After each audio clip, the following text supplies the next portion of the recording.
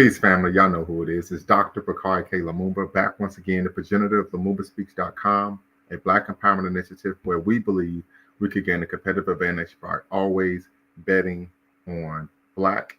And back once again in conjunction with VIII Network, the Pan-African social media extraordinaire, and the home of African Center News and Information. And we have part 8 of our groundbreaking revolutionary Pan-African leadership series, Past, Present, and Future. Of course, we study and chronicle the lives of great Pan-Africanists of yesterday in order to make a better world for African people today and in the future. And today, we're going to, of course, be highlighting the work, the life, legacy, and most importantly, the work of Alexander Bedward. Of course, many may be unaware who Alexander Bedward is, and this is why one of the reasons why we're, of course, doing this series, right? We know we're going to be chronicling over 160 Pan-Africanists, once again, family. So make sure that you tune in for that series. Also, family, make sure you hit the subscribe and the like button. Thumbs up, thumbs up, thumbs up. Make sure you hit the notification bell as well for future videos. You're watching, of course, Lumumba Speaks and VIII Network, the Pan-African social media extraordinaire in the home of African-centered news and information. So we're going to go ahead and get things started, family. So as you all know, we always go over the ground rules here at Lumumba Speaks and VIII Network. First and foremost, diversity of thought is welcome. Doesn't matter if you're on the left, if you're on the right, or if you're right down the middle. Diversity of thought is welcome. No racial epithets of any kind are allowed. No epithets of any kind are allowed here on the platform. This is a site, a space for Black empowerment. We believe in the 3 N's of Black power: self-respect, self-defense, and of course, last but not least, self-determination. And so there's no space for that type of racially disempowering, self-defeating, and self-destructive language. Number 3, family, facts over feelings. We want to make sure that if you disagree with someone, of course, the argument you're making, you're attacking the argument and not the person. Then, of course, last but not least, no fundamentally false statements. And I always use the example, you could be of the belief, right, the prevaricating belief, opinion, that LeBron James is the greatest basketball player ever. That is an opinion. But if you were to make a claim that was patently false, for example, LeBron James, Michael Jordan only won 2 championships. That's why he's not the GOAT. That is a patently false statement. So once again, if you make a claim that is false, we will tap in, of course, and correct you there. One of the issues that we had, of course, when I was doing a show, of course, with Search for Uhuru, down to me, someone said, well, how would one know, right? How do you guard against people making false statements? And I said, well, one of the ways you do that is by not doing shows on topics you don't know about. So just wanted to clear that up, family. Of course, last but not least, our mission is neither to exonerate or vilify, but simply challenge conventional wisdom and re-examine what has previously been accepted as fact. So, family, as you all know, the link is in the description. The link is in the chat. Tap in and be part of the conversation here at Lumumba Speaks and, of course, VIII Network. And as I said before, this is part 8 of our groundbreaking Pan-African leadership series, Past, Present, and Future, where we honor leaders of the past in order to make a better world for African people in the future. Today, of course, we will review the life, legacy, and work of Alexander Bedward. Alexander Bedward was born in 1848 in St. Andrew Parish, north of Kingston, Jamaica. He transitioned to the realm of the ancestors. November 8, 1930, he was the founder of Bedwardism, also known as the Jamaican Native Baptist Free Church.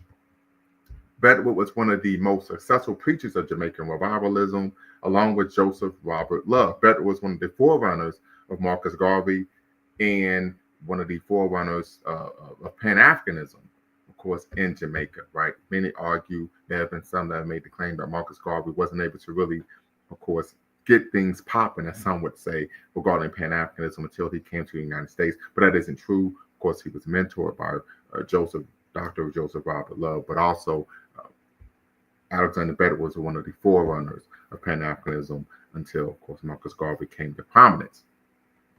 In Bedward's 20s, he worked on the construction of the Panama Canal. Similar to Marcus Garvey, Jamaican laborers were subjected to harsh working conditions before being boarded up at night in shoddy, disease-ridden shacks. In addition, white American workers were paid significantly more than their Black counterparts. This experience would have a profound effect on Bedward's later life. Many of you may be aware, if you've studied the history of Marcus Garvey, that led Garvey to engage in activism, right? To try to organized the black laborers who were working on the Panama Canal, particularly even creating, I think, if I remember correctly, two newspapers to try to address the plight of black workers in the Panama Canal.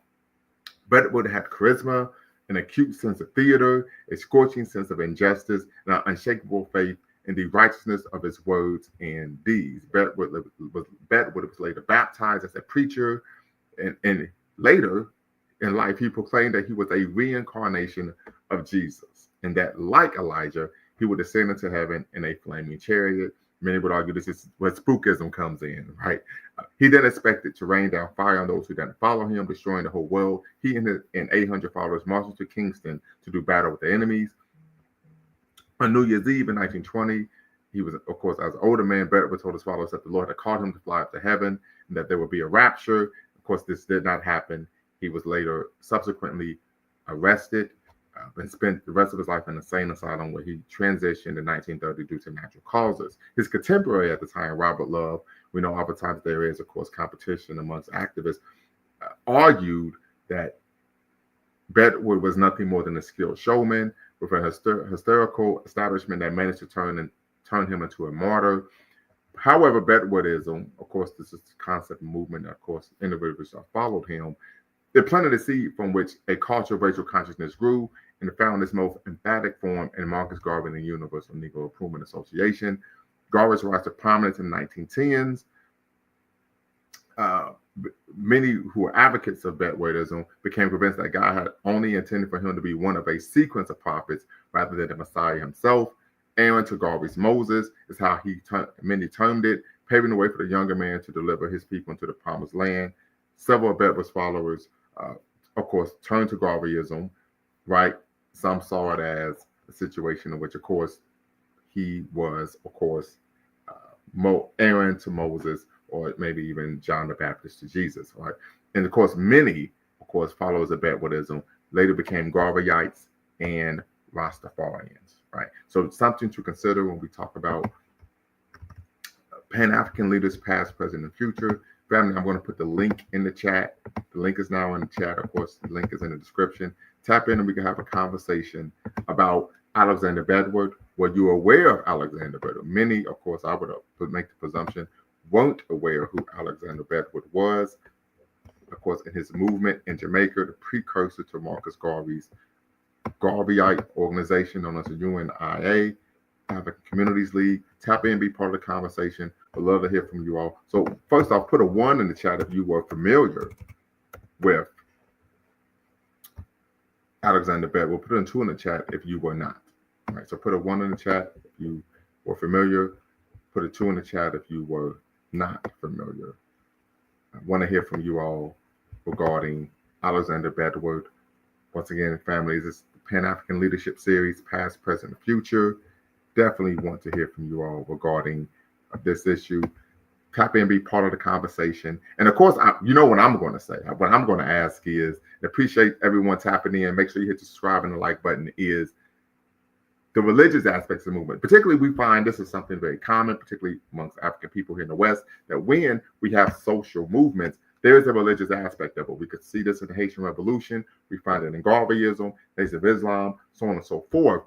Even with the Maroons, I dare say, the question is, should the religious aspect of social movements amongst African people, should we remove the religious aspect, a la i.e. one Carlos Cooks, right, when he was able to create the African Nationalist Pioneer Movement as, of course, the successor to Garvey's UNIA. He removed the aspect of religion from the movement. Of course, Carlos Cook was an atheist. So the question I would be asking family is, should we remove religion from African social political movements? That is the question, family. Tap in, be part of the conversation. The link's in the description. The link's in the chat. Of course, you're watching LumumbaSpeaks.com, a Black empowerment initiative where we believe we could gain a competitive advantage by always betting on Black, along with Beacon Online Network, the Pan-African Social Media Extraordinaire, and the home of African-centered news and information. The question we have is, should we remove religion from African people's social political movements? We know this is something that we see both on the continent and here, of course, in diaspora. However, as we saw, it can oftentimes lead to hysteria, can lead to even aspects of a cult where individuals are simply following a charismatic leader rather than maybe an actual movement fighting for rights. So definitely want to hear from you all regarding that. Of course, Alexander Bedward, Jamaican Pan-Africanist, one of the precursors to forerunners to Marcus Garvey in Jamaica. This is why we're doing this, of course, Pan-African Leadership Series. I said it before, we're actually going to be highlighting over 160 Pan-Africanists, right? And so, of course, I'm going to receive quite the education as well as you all. And so we're going to learn together. We're going to co-create a community where we're able to learn about great leaders, irrespective of their nationality, right? In the work that we're doing to, of course, help restore African people to their traditional greatness at home and abroad. So once again, family, the link's in the description. If you want to cam up, family, you do not have to use your actual name. You can use the pseudonym to cam up, and you can, keyword, you do not have to turn your camera on. So if you want to cam up, be part of the conversation, please do. Looking forward to hear from you all. Once again, you're watching LumumbaSpeaks.com and, of course, Beacon Network here on YouTube. And, of course, if you haven't, family, make sure you subscribe to our podcast on Spotify. Make sure you subscribe to our podcast on Spotify, and we would love to continue to hear from you all. So LMA, one of our contributors or financial contributors to the platform, to the show, who's always welcome. He's still dribbling down in VA, as well as Mr. Sandman. He's a financial contributor as well. He's in the Illidale, and of course matter of fact, I got to do this for Mr. Sandman, right? Because he's from the Illidale. How you doing, brother? How you doing, brother? Hey, good. What's up? What's going on? I'm just repping for the reigning, defending national champions. Oh man, congratulations to the Ohio State Buckeyes. Another championship, you know. But yes. Something Penn about State to come can't to an do. end soon. But every dynasty comes to an end. All right, well, something Penn State can't do, but that's quite all right. Brother LMA, how you doing this evening?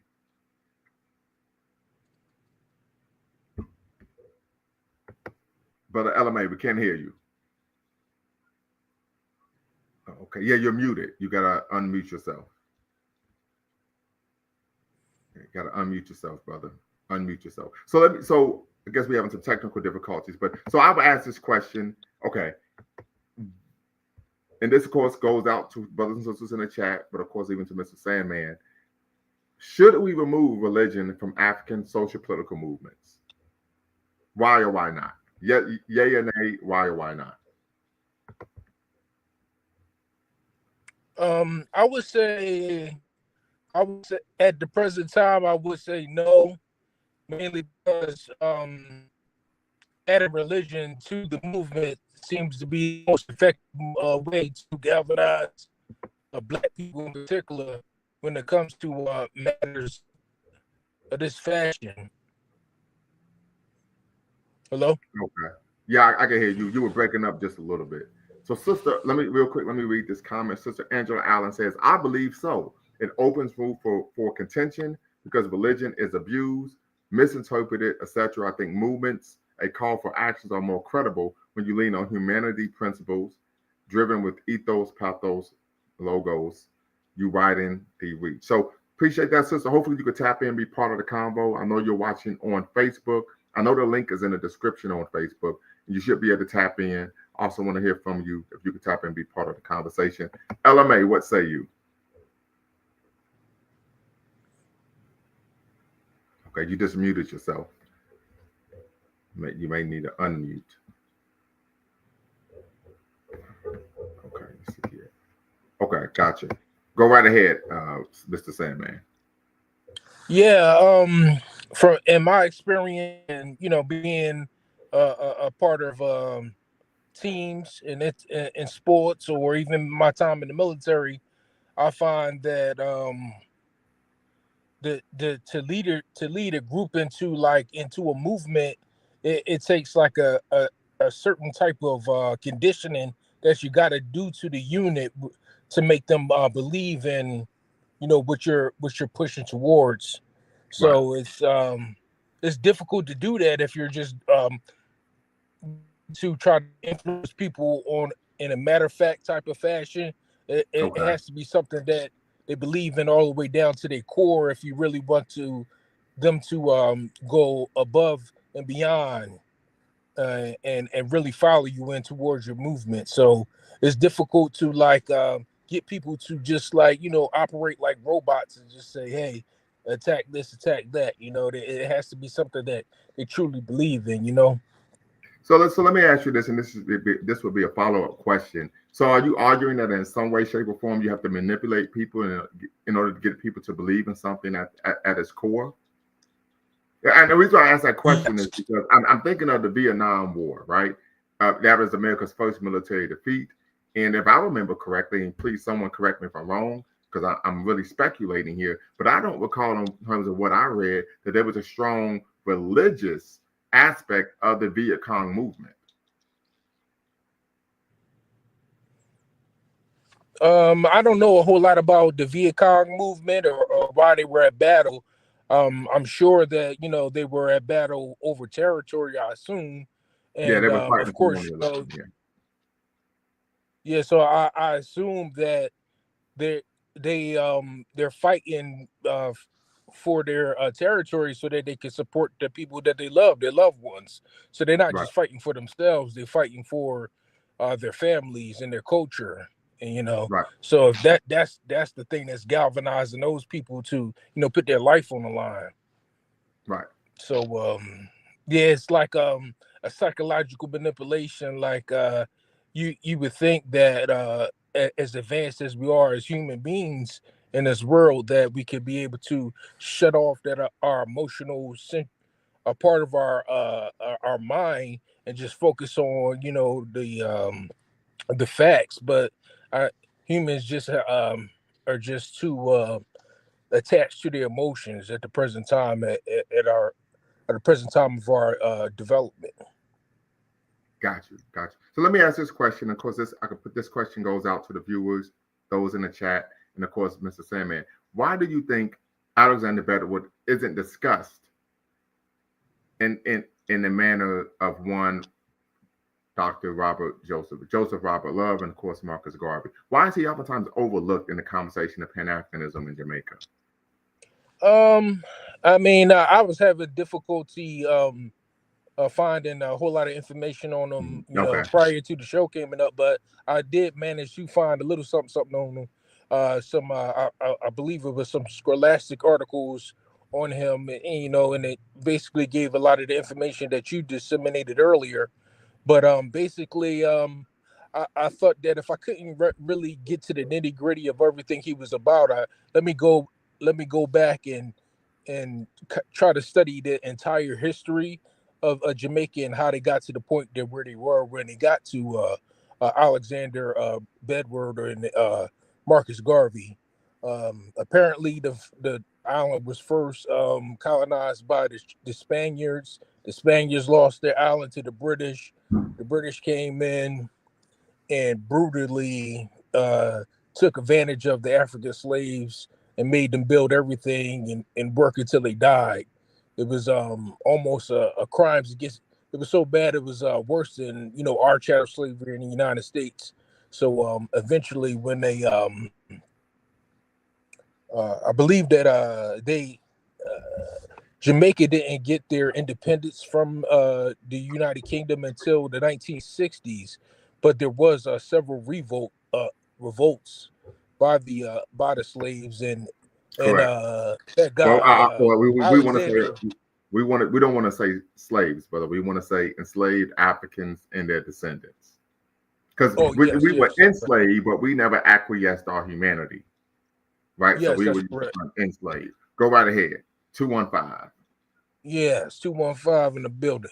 Yeah, so Absolutely. I believe that he came from that era where the brutality the history of Jamaica was like maybe it was a little bit too raw and uncut to even speak on. Like it was Mhm. very barbaric the way they our brothers and sisters Yeah, on in the on the I colonies think in that is the Jamaica. appropriate. Yeah, I think that is the appropriate word. Barbaric. Absolutely.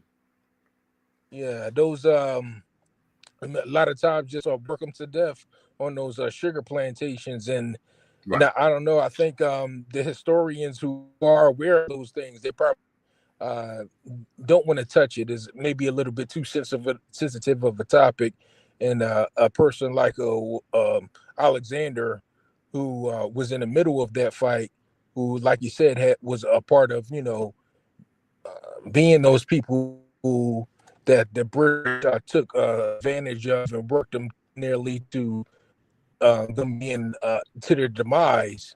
That would just rekindle a history that might be a little bit too negative for a lot of the people to want to think about. Digest. Absolutely. Absolutely. And I'm glad you mentioned the point of, working on sugar plantations, because we know one of the justifications that, of course, Europeans used to regarding why they enslaved Africans was that we were giving them a better life in the Western world, right? We know that, of course, is patently false. The average life expectancy of an enslaved African and their descendants on sugar plantations were 7 years. So they literally were working our ancestors to death. And that's why the slave trade was so important, because they had to consistently, of course, replenish the workforce because they were dying literally due to exhaustion. They were so Right. something to consider. So you were on point there, but the same man. Once again, family, the link is in the description, link is in the chat. Tap in, be part of the conversation. This is part 8 of our groundbreaking Pan-African leadership series, past, present, and future. You're watching, of course, LumubaSpeaks.com, a Black empowerment initiative in which where we believe we could gain a competitive advantage while always betting on Black, and of course, Be Equal Network, the Pan-African social media extraordinaire, in the home of African-centered news and information. And we're discussing the little known, right, Jamaican Pan-Africanist leader, of course, of Jamaican revivalism, Alexander Bedward. He was a religious leader, a social critic, a social political activist. And so we want to make sure that we give him his flowers, because oftentimes there are several Pan-Africans who have done great work for African people, irrespective of where they are on the planet, and they aren't given that just due. And we want to make sure that not only do we give him his just due, but we also look at what we can learn from Bedwardism in order to make the world better for African people in the future. Brother LMA, are you good to go now? Hey, can you hear me now? I hear you just fine. Okay, man. I don't know what's going on. Oh yeah, good to have you. Good to be here. Yeah, for the question, I believe where you left off was for any type of social type of movement. Can you repeat your question again? I was Yes, having sir. trouble. Yes, sir. I appreciate that. Yeah. So the question I asked was, should we remove religion from African social political movements? We know that historically this has been part of our culture, right? We look here in the diaspora, we look even on the continent, fights against colonialism. There was these social political movements also had a religious aspect as well. Haitian Revolution, we could talk about the War of the Golden Stool, we could talk about the Maroons, we look at Nat Turner Rebellion, so on and so forth. Should we remove religion from social Garveyism, for crying out loud, Nation of Islam, right? Should we SCLC, right? Should we remove religion from African people's social political movements? That's a tough one. For me, I would say yes. I would. But it's easy for me to say because I'm Yeah, not a religious atheist, so right. it's easy for me to say, yeah, we don't need it, get rid of it. Mm-hmm. But it's only like the question becomes.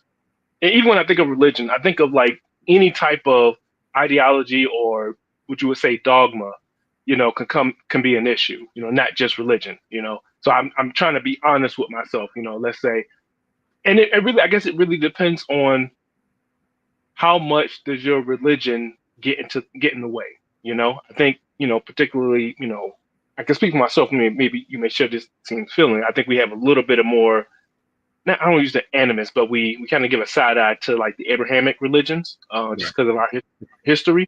So that could like rub people the wrong way. And plus, like I said, even if the situation is, you think about like the civil rights movements or the Black Power movements. These religions, also bring their own baggage into the room that can derail, they can derail the movement.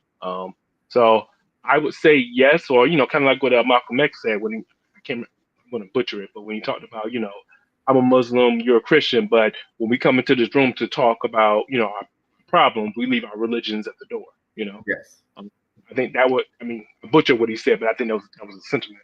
Yes, sir. Yeah. So for me, I would. Yeah, it's a tough one because, like I said, the majority of Black people in the world fall under, the Abrahamic religion. So it's kind of hard to, have a movement where it's just like a handful of, non-denominational, less religious people. So I don't know how that would, in today's world, I don't know how that would work, but. That's why I'm asking. That's why I'm asking the question, because I think it is something that we have to address, right? We know, we talked about Carlos Cook, the African nationalist pioneer movement. He removed religion from the movement because he felt it was inhibiting their ability to do for ourselves what we were relying on, the divine to do. And Marcus Garvey actually agreed with him and said, if I could go back, I would remove religion from the movement. But as you stated, most of our people are religiously inclined, not just because of the indoctrination that we face from a form of colonial and enslaved masters, right? But also because religion was an intrinsic aspect of traditional African culture. In fact, and we know in traditional African cultures, there was no such thing as being an atheist or agnostic. Mm-hmm. Yeah. So yeah, it's to consider. Yeah. Great question. Once again, family, the links in the description, links in the chat. Hopefully we could get some sisters in the mix. We love to get some feminine energy, some African feminine energy in the room.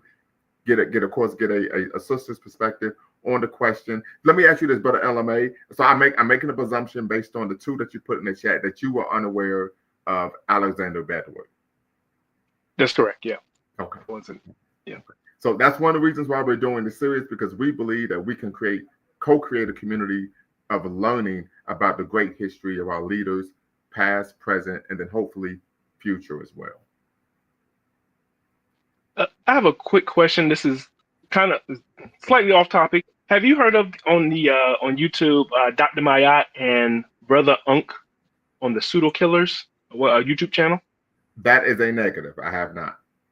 I would suggest you look them up. I think you would very much fit into that group.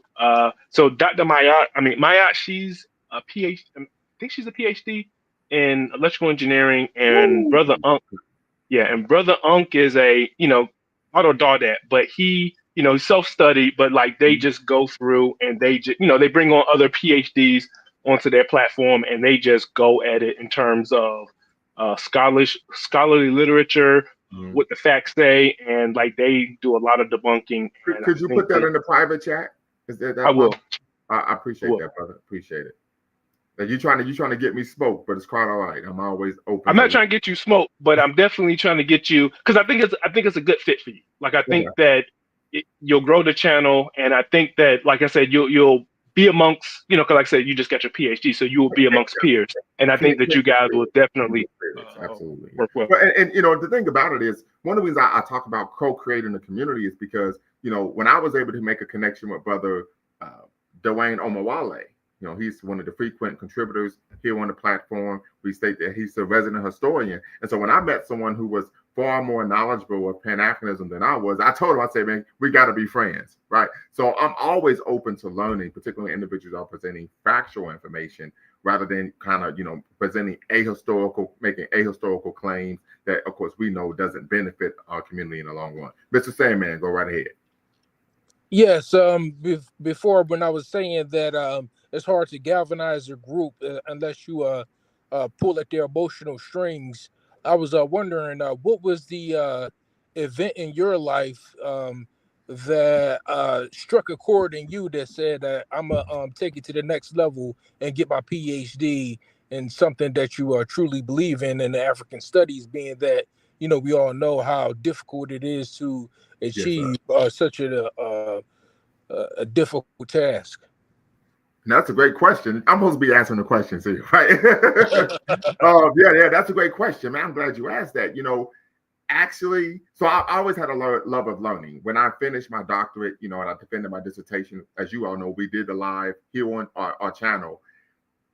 I went to my parents, and my dad was like, it's your mom. She's the one who put the books in your hand. And as I shared with you all before, I'm the baby in my family, right? So I have an older sister, older brother, then it's myself.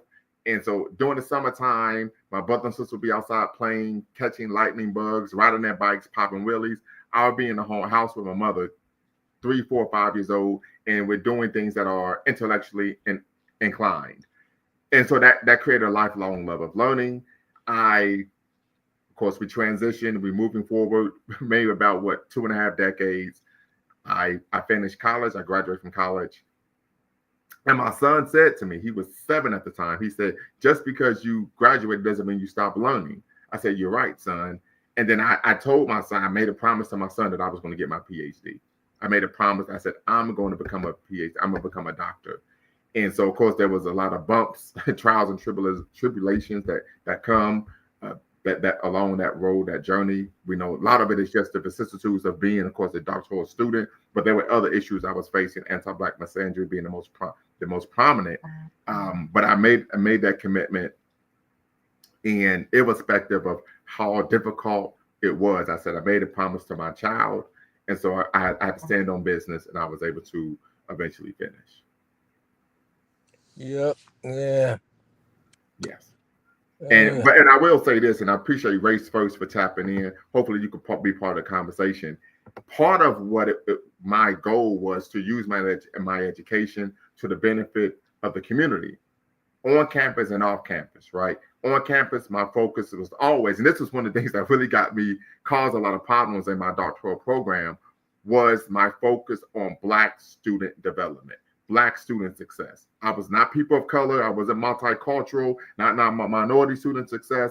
I was a stickler. I'm focused on Black student success, culturally specific programming for students of African descent. And I was unwavering with that. And so, of course, that rubbed a lot of people the wrong way. Yep. Yeah, that'll do it. Yeah. Mm-hmm. Yeah, it's one of those things, but I'm appreciative of the journey, and of course, family, we will be making an announcement in terms of next steps that I'm going to be taking, of course, in my career rather shortly. Probably next week we're making an announcement. Probably maybe even do a little brief show on the issue, on the topic. So just make sure you all are looking for that. Right. Yeah, that would be awesome. I would love to see like a Black network or some sort that I could watch on a regular basis, where I could get like not just one show sporadically, but a regular schedule of Afrocentric shows on a regular basis. I don't know how that will work in regards to the Constitution, because you're not supposed to like what did he say? Discriminate against other people because due to race. But it would be interesting if we could like Well, I don't think the Constitution says that at all. Oh, I don't no? think, I don't think it says you can't discriminate against. Well, no, you're right. It does.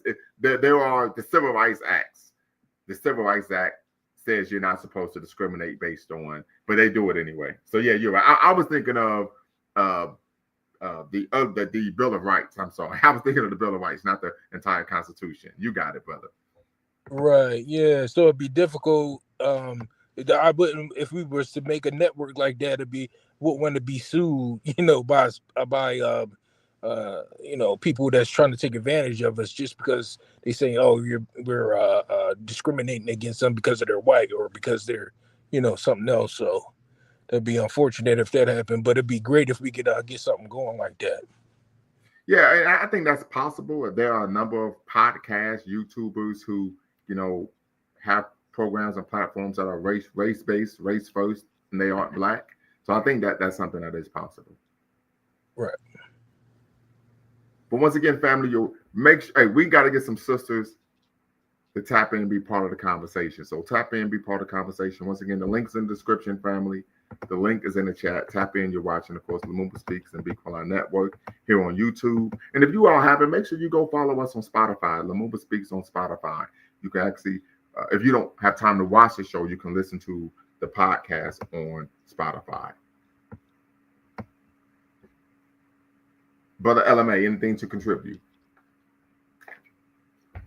No. Like I said, I'm still working this newfangled technology. I didn't kick myself off a few times, but no, I was like I said, I think I made my major points. Okay. Like I said, it's just the amount of religious people, religious black people. It's just it's just too many to try to exclude, and some, like I said, there's always going to be some people, I like to call them cultural Christians or cultural Muslims, where it's just Right. like, they grew up in a Christian household, they know of the stories, they know of the culture, they act within the culture, but their dedication to their religion is, iffy. Like, kind of like, the joke when it comes to Muslims, like they smoke, they drink, they curse, they fornicate, but they don't eat pork. You know what I'm saying? Right. Like, and that's just, and for those guys, you can always work with them. But I think that you run into the issue. And like I said, just to be fair, like I said, it's just any dogmatic belief.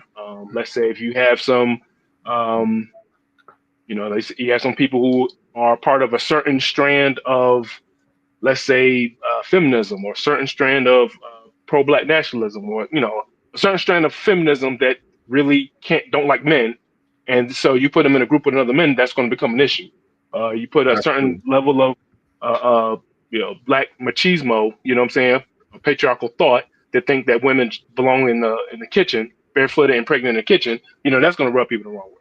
So I think any dogmatic belief can derail a movement, not just religion, but I think religion is a I think particular. that's a great point. I think that is a great point. And also, I would say that unfortunately, it's kind of counterproductive to speak disparagingly about people's religious beliefs, because you're just reinforcing what they already believe. Because it says the prophecy in the, I think it's in the book of Revelations, it states that will stop believing. When somebody stops believing in God, then that's when Jesus will come back. So, the people who grew up in those religious foundations, who are Bible thumpers, you're just reinforcing their beliefs when you be disparaging of their religions. So I Right. think it's best just to stay neutral on the situation, and mainly stay focused on the main thing, which is African unity. Absolutely. And want to give a shout out to the Broad Street Bully, Dennis McGill. Appreciate you, of course, making that cash app. Once again, family, if you want to be a blessing to the show, you could cash app at us at $ Lumumba Speaks on Cash App. Let me ask this question. And this goes back to, of course, brother, great ancestor, Alexander Bedward. This was a religious movement / social political movement. There became a time where he actually stated that he was the Messiah. People began to worship and follow him. Did you see that as problematic? That in many uh, organizations or movements that are religiously based, you find individuals claiming that the leader is the Messiah. A great example, Absolutely. a contemporary example, we find this with Farrakhan now. Louis Farrakhan now is being, and if you go to the NOI mosque study groups, they're literally stating that Farrakhan is the Messiah now. Yeah, I definitely have a Mm. problem with that. Can you hear me? Yes. Okay. Yeah, Yeah, it's like I definitely have a problem. Yeah. sometimes One when mic, one mic, real people quick, Sam, are man. One mic. We let LMA give his thought, and then of course we'll pass it to you. Yeah. That's definitely an issue. Just because of the way, like I said, the dynamics. It's one thing for you to be, how can I put it, a cult leader, right? When it's just you, and you have your little cult following or whatever. But when you're like you're in a movement that has an opposing force, uh, that's going to be just, I mean, you're just giving your enemy ammunition, because again, you're trying to pass yourself off as some type of Messiah or whatever. You're divinely, you have divine powers or whatever, divinely favored. And then, what I'm saying, you turn around and make a relatively simple mistake. Now, instead of, you know, people, how can I put it? Instead of people Being able to rejecting teach you, you. Yeah. yeah, rejecting you for your own moral failings, they end up conflating your nonsense with the movement. You know what I'm saying? And now people reject the movement when they just should have rejected you or rejected this dogmatic thinking. And yeah, so I definitely have a problem with, because like I said, I'm not going to get into that, but the you run into a lot of problems, like I said, because now you're bringing in the element of superstitious thinking, what I'm saying, into a movement about social, economic, and political. Empowerment. So, Yeah, yeah, or as I like to always say, brother LMA, spookism. exactly. Yeah, yeah. You bring that into the element, and that's inherently unstable, right? Because we're trying to bring something that is finite, measurable. We're talking about, your social, your social. Well, okay, social standing on the hierarchy. That's not necessarily tangible, but what I'm saying, your economic standing, your political standing. What I'm saying, that thing matters in real life. And then, like I said, all it takes is for let's say a hypothetical Farrakhan to get into that position, and he does the same thing that his Predecessor. his predecessor did, and now the fallout from that can easily spread from the NOI into whatever movement he's attached to. So yeah, I'm definitely against that type of thinking. Understood, brother Sandman. And I mean we could talk about some of the splintering of the Nation of Islam, but you have the United Nation of Islam. But one of the biggest issues we tend to find, and Dr. Amos Wilson even talks about this in his massive treatise, Blueprint for Black Power, which of course you all know I have behind me. He says that when you have individuals who are religiously inclined and they claim that they're a man of God, prophet, whatever, what happens is in our community, and I would even dare say in most communities, unfortunately, there's a belief that this person cannot be questioned, because if they are a person of God or a man of God, a woman of God, etc., then what they are saying is actually what God wants. Instead of you question that person, then you're what? Questioning God. And of course, we find it to be extremely problematic. Yeah, I think that when the individual gets to a level of spirituality, when they really delve deep within themselves, they start to get this connection into allegory and symbolism. So, have you ever watched that movie Malcolm X that was with Denzel Washington that was produced Spike Lee? Yes, of course. And at the end of it, if you recall, everyone, all of the black people all over the world, they were saying, "I am Malcolm X." Do you recall that at the end? Yes, I do. Yes, they were in Soweto. Yeah, even I believe even Nelson Mandela said, "I am Malcolm X." Absolutely. And I think that's the spiritual connection or the symbolism that he probably meant when he said, "I am Jesus," meaning that I'm a part of the creation of life, or I'm part of the creation that God created. Therefore, I am a part of God. You see what I'm saying? So when you come to that realization that you're, or to that feeling that you are, a spiritual being, then you start to say things similar to that. Well, With the God. real quick, but he stated he was Jesus Christ reincarnated. Jesus Christ reincarnated. Ooh. That's what he stated. And then, of course, he stated that he would fly up to heaven in a rapture, and he promised his followers his ascent would hasten the rapture. I'm sorry, before his son had said he would be gone and they would be free. Of course, from British colonialism, it was reported that thousands of his followers and critics turned up to see if his ascension would occur. He took to his chariot, which was a chair balanced in a tree, and declared that his ascension would occur at 10 o'clock that morning. He later revised the time of his ascension to 3 in the afternoon and then 10 in the evening. No ascension took place. He climbed down the tree, went home, and his supporters were disappointed, and his critics reacted with glee and ridiculed him. So some could make the argument that he was suffering from mental illness at this time.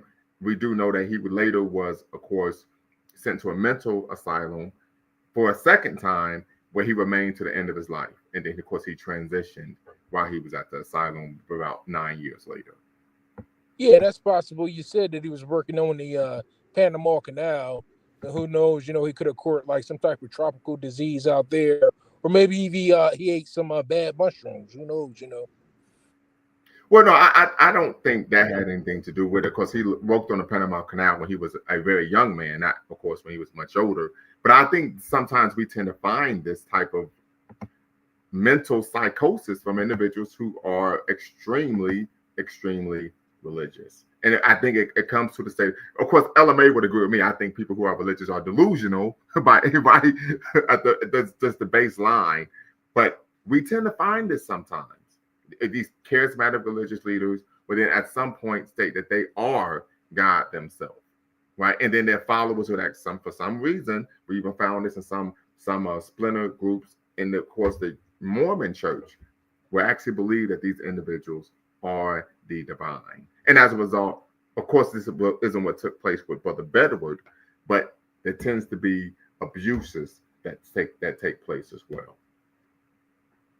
Yeah, some of those pastors, or ministers, they become a little fork-tongued, and they start saying things. They start bringing up semantics where they're not wrong, but they're not right at the same time. Right. And if you're not like really versed in the scripture, then you can't really question his thought process or what he's teaching us. So Well, yeah, but I hate to cut you off, but you're cooking with fish grease here, right? Because what tends to happen, and I grew up in church. I don't know if LMA did. I don't know if you did, but the same man. But what happens is with God, I grew up in this. I grew up in a charismatic religious institution known as the Pentecostal Church, and the one who grew up Kojic. Shout out to Kojic Church in God in Christ, right? And God told me, and this is how to start. God told me that there's 10 people here that want to sow a seed of $10,000. There's 10 people who want to sow the seed of $10,000. Be obedient. Be obedient. 10 people want to sow a seed of $10,000. You have to have faith. You have to have faith. The faith of a mustard, the faith the size of a mustard seed. 10 people want to sow us. 10 people to sow a seed of $10,000. That's how it starts. And so I make the argument that you have to be easily manipulated, right, to fall for these type of games. And it starts at an early age, right? They get you early before you have the ability to, of course, do what? Question incisively and analytically engage the information that, of course, you're being given. So a lot of issues of concern there. But I said I grew up in it, and then luckily for some reason, even as a child, I was like, that don't make no blink bleep sense, right? So even as a child. But I even saw my parents fall for it when I was a tweener. When I was 11, 12, 13, I saw my parents falling for those type of games where they were giving their money, emptying their bank account, believing that if they gave their money to a complete stranger, that somehow they will receive a financial windfall. And the only sure thing is if you're going to put your money up like that, is to bet on Ohio State. Ain't that right, Brother Sam, man?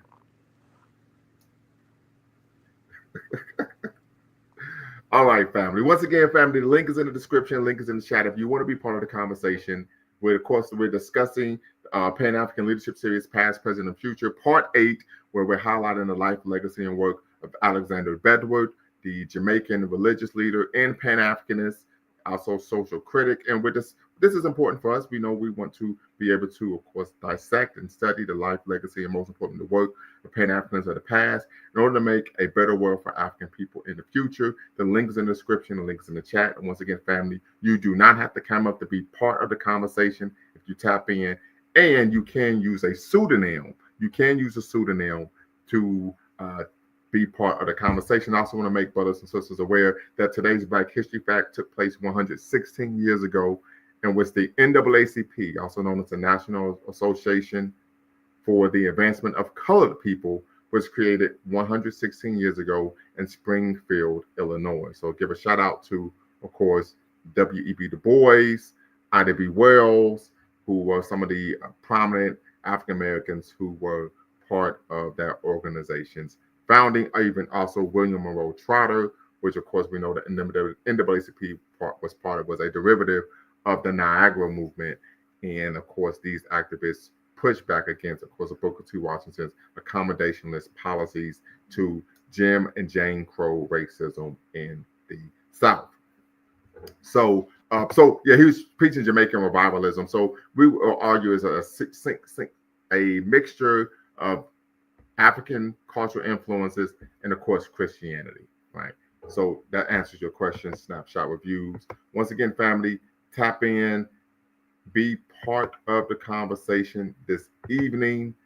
Appreciation to Brother LMA and, of course, Brother Sandman for, of course, being financial contributors to the show to get things back up and running. We are extremely grateful to these brothers for, of course, allowing us to be able to stream live. Most people aren't aware that, of course, when you're going live on YouTube, in order to have people tap in to be part of the conversation, you have to use a streaming service. And okay, appreciate you, Brother Sandman. I understand you said there's a storm coming in. And of course, you have to pay a monthly or, of course, yearly fee to utilize that streaming service.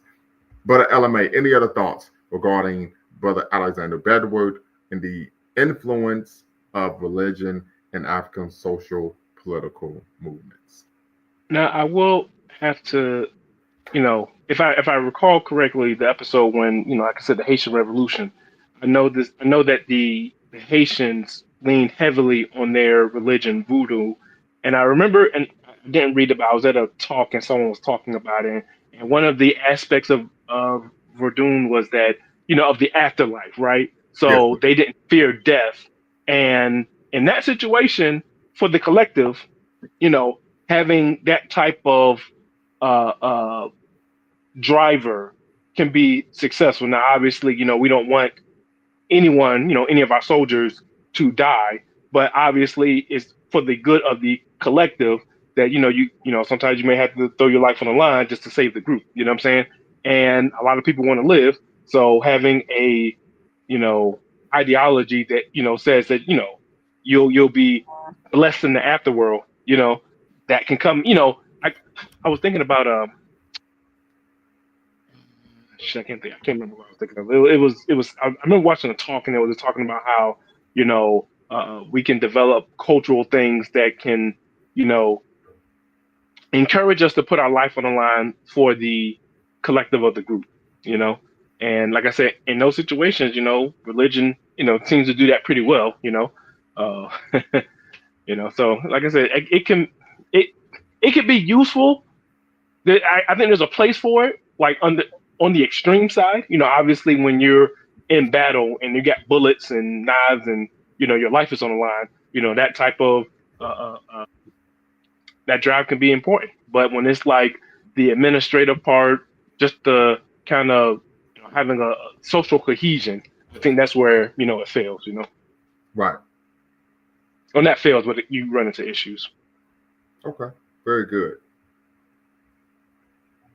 All right, family, listen, we got to have some brothers and sisters tap in and be part of the conversation. We're discussing, of course, Alexander Bedward, Jamaican Pan-Africanist leader, religious leader, social critic, social activist, forerunner to, of course, Marcus Garvey and the Universal Negro Improvement Association, considered by some in the Rastafarian movement as a prophet, right? So definitely want you all to tap in, be part of the conversation. The link's in the description, the link's in the chat. Tap in, be part of the conversation as we are discussing, as we are holding a conversation for part 8 of our Pan-African Leadership Series, Past, Present, and the Future, where we chronicle the life, legacy, and most importantly, the work of great Pan-Africans of the past in order to make a better world for African people in the future.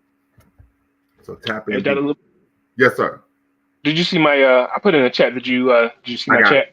Yes, sir. I got it. Yeah, absolutely. Definitely check that out. I think you'll be you'll be surprised, and I think you'll the wheels in your head will start turning. The gears in your head will start turning. So. I would hope so. I would hope so. Hmm? I would hope so. Yes, family. So once again, we need brothers and sisters to tap in, be part of the convo. If you're watching on Twitter, I'm sorry, X, formerly known as Twitter, you could come on over to, of course, YouTube at Lumumba Speaks, tap in, be part of the conversation if you so desire.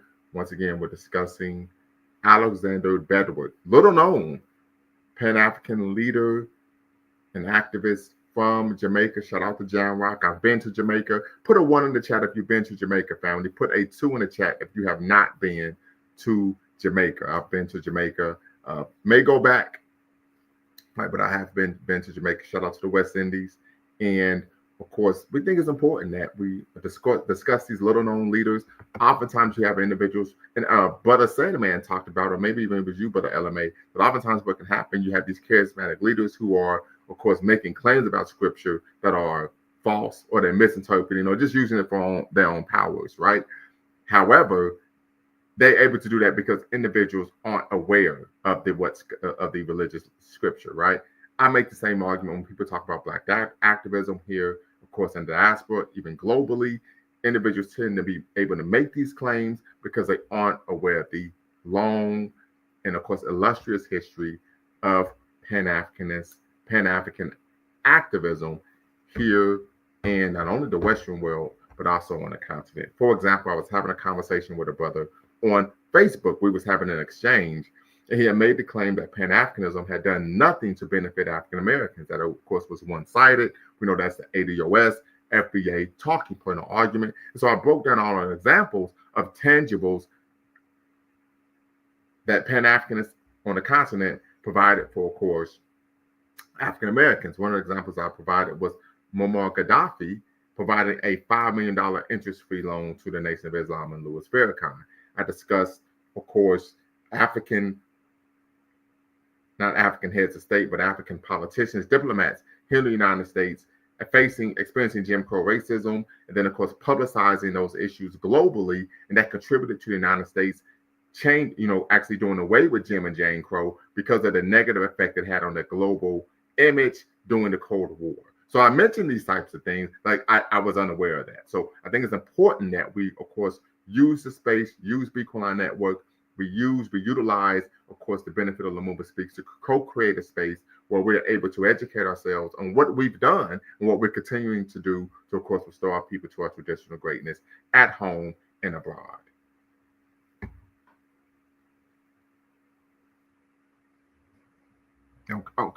Okay. So, yeah, I'm not hearing from anyone in the chat. I thought I would at least get a 1 or 2 if anyone's been to Jamaica. Man. Any final thoughts from you, Brother LMA, before we close things out? No. I think that I think you brought up a good point, and like I said, I think the main thing is we just got to stay on the mission. Just if you got like strong dogma, just keep it, put it in the back burner, but then stay focused on the mission. Absolutely. Well, family, you all know what to do. Until next time, always bet on Black, and we're going to do a show tomorrow because we know tomorrow is the start of the 3-day holiday, which is Black Love Days. Until next time, family, y'all know what to do. Peace.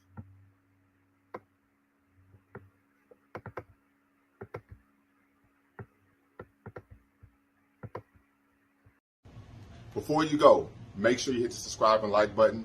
Thank you for supporting the channel. And remember, here at Lumumba Speaks, we always bet on Black. Peace.